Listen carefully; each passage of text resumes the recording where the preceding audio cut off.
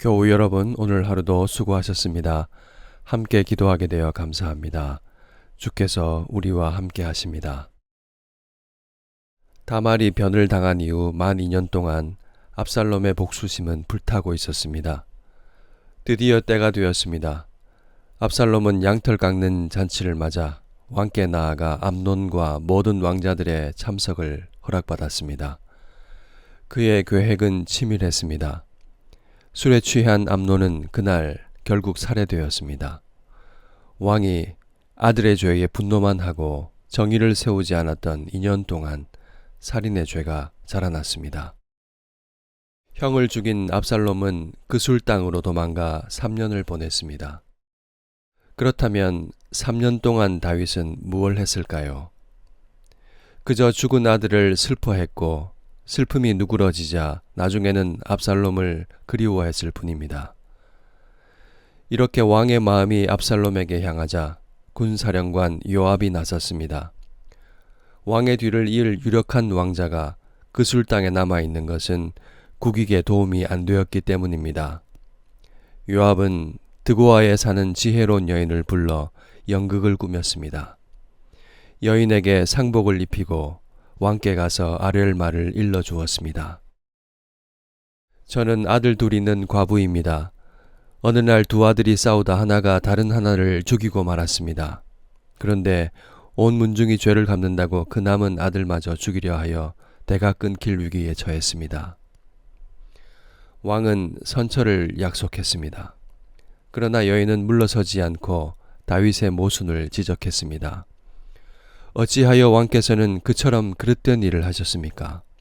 하나님은 생명을 빼앗지 않으시고 비록 내어 쫓긴 자라 하더라도 어떻게 해서든지 하나님께 버림받은 자가 되지 않게 하십니다. 다윗은 여인의 말을 듣고 마침내 압살롬의 귀환을 허락했습니다. 이렇게 압살롬이 예루살렘으로 돌아왔습니다. 치유가 시작될까요? 그러나 왕은 이상한 말을 합니다. 그를 그의 집으로 물러가게 하여 내 얼굴을 볼 수 없게 하라. 다윗은 아들을 만나려 하지 않았습니다. 압살롬은 왕의 얼굴을 보지 못했습니다. 이런 상태는 앞으로 2년이 지속될 것입니다. 다윗은 정의도 아니고 용서도 아닌 그 중간에 멈춰서서 아들을 외면했습니다. 무려 2년입니다. 압살롬은 폭발했습니다. 아무리 요압에게 말해도 들어주지 않자 그는 요압의 밭에 불을 질렀습니다. 이 불은 아프다고 지르는 비명입니다. 어찌하여 내가 그 술에서 돌아오게 되었나이까? 이때까지 거기에 있는 것이 내게 나았으리이다. 나로 하여금 왕의 얼굴을 볼 수 있게 하라. 내가 만일 죄가 있으면 왕이 나를 죽이시는 것이 옳으니라. 이것은 더 이상 이렇게 살 수는 없습니다. 라는 절규입니다. 밭에 불을 지르고 소리를 지르니 요압이 왕께 아뢰었습니다. 그제야 왕은 압살롬을 불렀습니다. 드디어 압살롬은 왕의 얼굴을 보았습니다. 그러나 때는 너무 늦었습니다. 그의 마음속에는 반역의 씨앗이 무성히 자라나고 있었습니다. 우리가 다윗을 깊이 생각해 보아야 합니다. 다윗은 지난날 자신의 죄로 인해 하나님의 공의와 인자를 동시에 경험했습니다. 마땅히 죽어야 할 자신은 살고 난지 7일 만에 죽은 아들을 통해 하나님의 공의를 깨달았습니다. 다시 주신 여디디아를 통해 인자하신 하나님을 맛보아 알게 되었습니다. 그랬다면 아들 암논과 압살롬을 보면서 어떻게 해야 했을까요? 그는 자신이 받은 은총을 기억하며 하나님 닮은 공의와 인자를 나타내야 했습니다. 죄는 철저히 다루되 아들을 품었어야 했습니다. 압살롬은 그런 왕과 아버지의 얼굴이 보고 싶었던 것입니다. 그리하여 자유롭고 싶었던 것입니다. 왜 다윗은 아들에게 얼굴을 돌리지 못했을까요? 아들의 얼굴은 자신을 비추는 거울이었기 때문입니다. 다윗은 아들의 얼굴에서 보이는 수치를 직면하기가 두려웠던 것입니다. 내 얼굴을 볼 수 없게 하라 했던 그의 말은 사실 내 얼굴을 보고 싶지 않다는 말과 다르지 않습니다. 자기 얼굴을 회피한 것입니다. 마음은 없지 않았으나 수치심에 갇혀 책임있게 사랑하지 못했던 7년의 세월, 이것이 인간 왕 다윗의 철저한 한계였습니다. 우리가 다윗을 보면서 하나님 왕의 얼굴을 생각하게 됩니다. 성경에 그 아버지의 얼굴이 나옵니다. 둘째 아들은 아버지를 죽은 사람 취급하며 유산을 미리 달라고 했습니다. 그 유산 가지고 먼 나라로 가서 허랑방탕하게 살다가 모든 재산을 탕진했습니다. 엄격한 공의의 잣대로 보면 이 아들은 마땅히 쫓겨나야 할 아들입니다. 꼴도 보기 싫은 아들입니다. 하지만 그 아버지는 아들이 오기를 날마다 기다렸습니다. 멀리서 거지가 되어 돌아오는 모습을 보자마자 달려갑니다. 그 아버지는 다윗처럼 내 얼굴을 볼 수 없게 하라 말하지 않습니다. 오히려 더러운 아들의 얼굴을 만지며 목을 끌어안고 입을 맞추었습니다. 제일 좋은 옷을 입히고 가락지를 끼우고 잔치를 열었습니다. 하나님은 우리의 수치를 덮으시고 품어주십니다. 그러나 이 사랑은 죄와 타협한 것이 아닙니다. 하나님 아버지는 자기를 주심같이 아들을 십자가에 내어주심으로 우리 죄를 깨끗하게 하셨습니다. 그리하여 이전 것은 지나가게 하시고 새 사람이 되게 하셨습니다. 우리를 하나님과 화목하게 하셨습니다. 그리고 하나님과 화목하게 된 우리에게 화목하게 하는 직분을 주셨습니다. 우리는 연약합니다. 여전히 내 자존심은 너무 세고 내 부끄러운 상처 하나 제대로 직면하지 못하기도 합니다. 그래서 다윗처럼 내 얼굴을 보지 못하게 하라 하기도 합니다. 자녀의 얼굴을, 배우자의 얼굴을, 소중한 사람들의 얼굴을 피하며 자신을 동굴 속에 가두기도 합니다. 그러나 오늘 성경은 세월이 약이 아니라 이야기합니다. 시간은 결코 용서와 화해를 대신하지 못합니다. 외면과 회피와 침묵 속에서는 비극이 자라날 뿐입니다. 압살롬의 반역은 침묵하고 방관하고 외면한 7년의 세월이 키웠습니다. 공의롭고 자비로운 왕의 얼굴을, 엄하지만 따뜻한 아버지의 얼굴을 보지 못했기 때문입니다.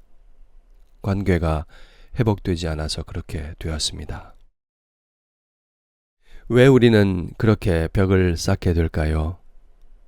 공의롭고 자비로운 왕의 얼굴을, 아버지의 얼굴을 바라보지 않기 때문입니다.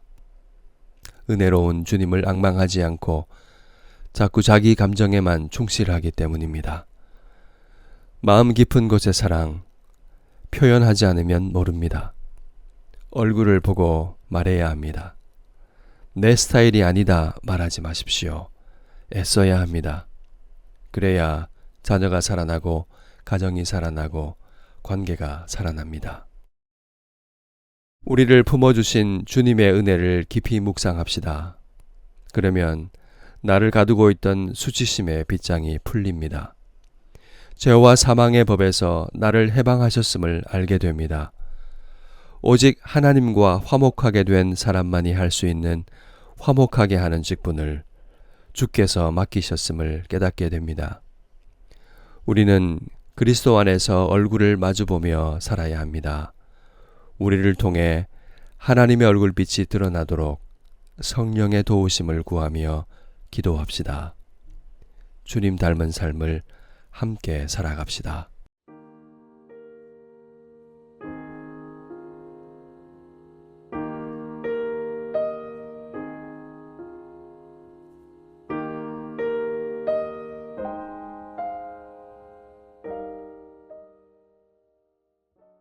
말씀을 생각하며 함께 기도하겠습니다.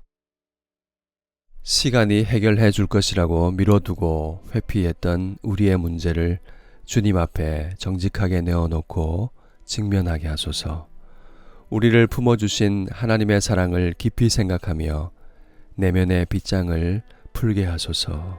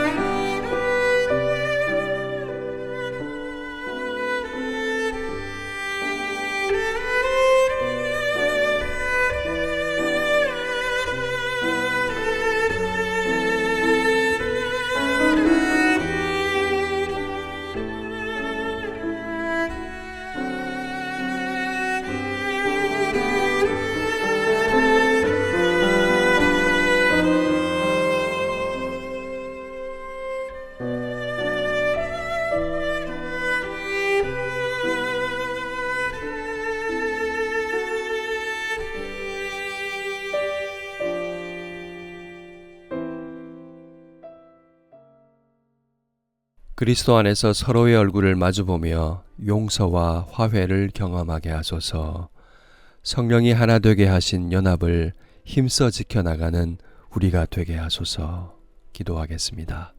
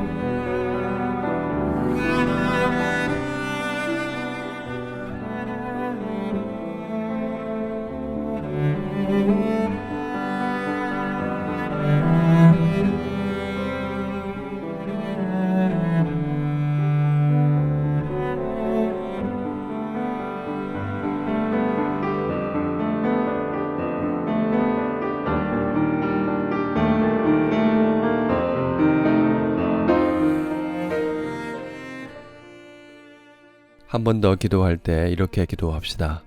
은혜의 주님을 바라보는 우리의 얼굴을 통해서 하나님의 얼굴빛이 가정과 일터와 세상에 나타나게 하소서.